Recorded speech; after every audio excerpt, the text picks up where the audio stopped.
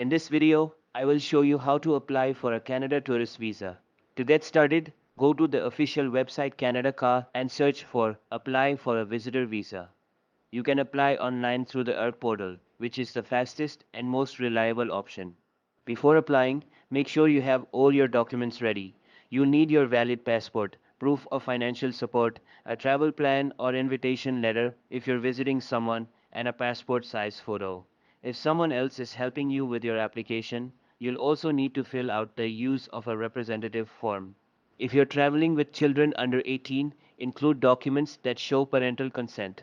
You may also need to give your biometrics, which means fingerprints and a digital photo.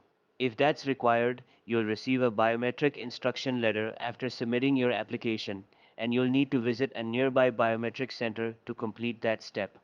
Once your documents are ready, log in or create an ERC account. Choose Visitor Visa and fill in your details.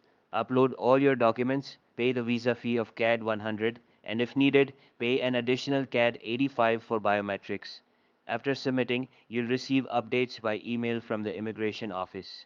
When your visa is approved, you'll be asked to send your passport for stamping, and once that's done, you'll be ready to travel to Canada. That's all you need to do.